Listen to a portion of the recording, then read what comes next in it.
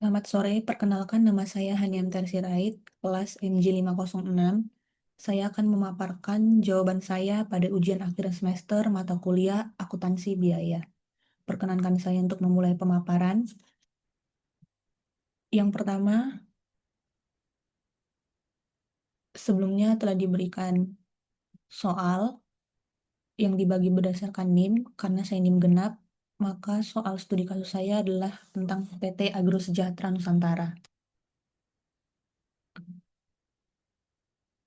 Yang pertama, menjelaskan perbedaan antara produk bersama dan produk sampingan dalam akuntansi biaya, yaitu perbedaan antara produk bersama dan produk sampingan dalam akuntansi biaya.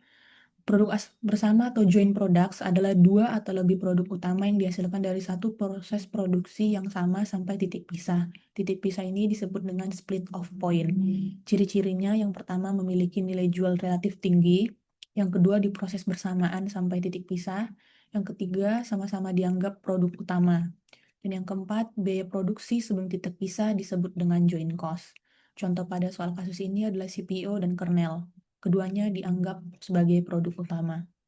Lalu produk sampingan atau byproduct adalah produk tambahan yang dihasilkan dari proses yang sama, tetapi nilai jual jauh lebih rendah, tidak dianggap produk utama, dan diberlakukan perlakuan akuntansi yang berbeda.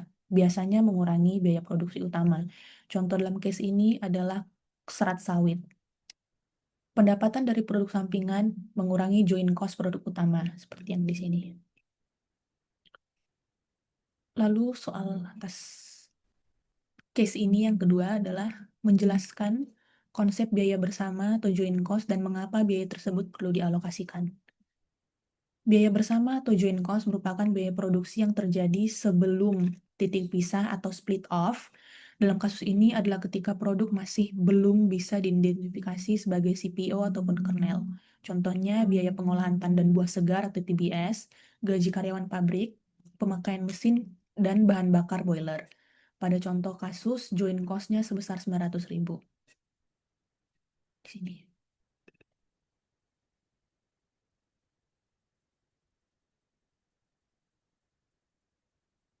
Mengapa biaya tersebut perlu dialokasikan? Karena biaya joint cost terjadi bersama, maka harus dialokasikan ke masing-masing produk. Produk utama menggunakan metode tertentu. Misalnya metode nilai jual relatif, atau metode unit fisik, atau metode rata-rata tertimbang. Pertanyaan ketiga, alokasikan biaya bersama ke produk CPO dan kernel dengan menggunakan metode nilai jual relatif. Baik. Ini adalah Excel perhitungan saya. Langkah pertama adalah menghitung nilai jual masing-masing produk. Nih.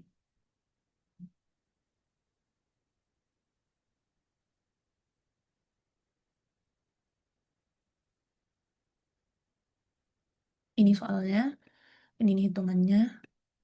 Kita hitung nilai jual masing-masing produk.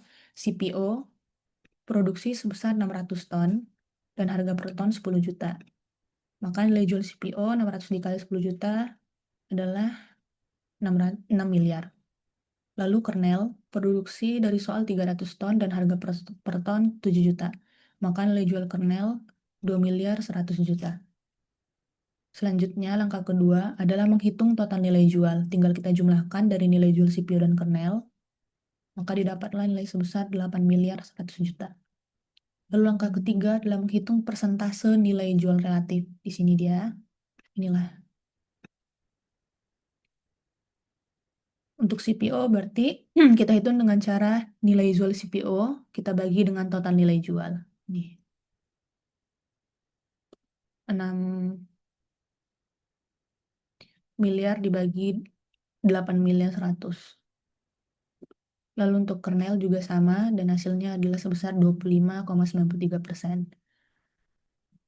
Langkah keempat adalah kita alokasikan joint cost. Seperti yang diketahui dari soal, total biaya joint cost adalah 900 juta.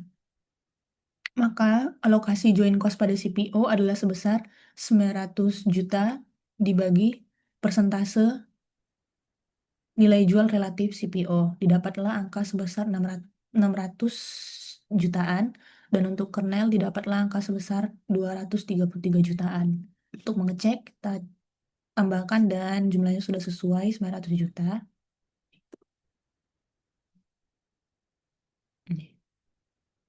Ini kali 74,07, yang ini dikali 25,93.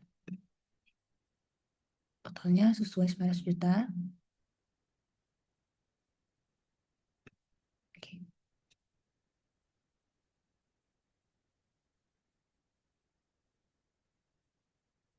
Ah, inilah alokasi joint cost ke produk CPO dan kernel. Oke. Lalu soal selanjutnya, yang keempat, yaitu menjelaskan perlakuan akuntansi terhadap produk sampingan. Dalam case ini adalah serat sawit dan bagaimana pengaruhnya terhadap biaya produk utama. Nah, produk sampingan tidak dihitung sebagai produk utama, sehingga diperlakukan sebagai pengurang biaya produksi utama atau dicatat sebagai pendapatan lain-lain. Karena pertanyaannya adalah bagaimana pengaruhnya terhadap biaya produk utama, maka saya coba menghitung perhitungan nilai serat sawit. Dari soal diketahui jumlah produksinya adalah sebanyak 200 ton dan harga per tonnya itu 1.500.000, maka nilai jualnya adalah sebesar 300 juta. Nah, biaya 300 juta inilah seperti yang dimaksud dapat mengurangi biaya produksi. Sini. Dari yang awalnya 900 juta, kita kurangkan dengan 300 juta, sehingga total biaya joint cost menjadi 600 juta. Nah, jadi dampaknya bisa seperti ini.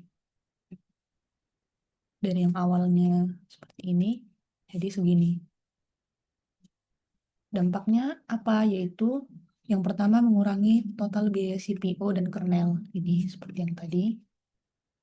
Dari yang awalnya 600-an menjadi 400-an juta, dan kernel dari yang awalnya 200-an juta menjadi 155 juta. Kemudian membuat harga pokok per ton lebih rendah, ya. Sini. Membuat profitabilitas terlihat lebih baik, dan informasi biaya lebih realistis karena subsidi dari produk sampingan sudah langsung diperhitungkan. Dan yang terakhir, analisis manfaat informasi harga pokok produk bersama bagi manajemen dalam pengambilan keputusan penetapan harga dan evaluasi profitabilitas. Manfaat informasi harga pokok produk bersama dalam pengambilan keputusan penetapan harga dan evaluasi profitabilitas antara lain, yang pertama, optimalisasi harga jual. Karena perhitungan joint cost menjadi dasar untuk menetapkan harga produk yang wajar dan kompetitif sesuai target laba serta dinamika permintaan pasar. Yang kedua, evaluasi profitabilitas.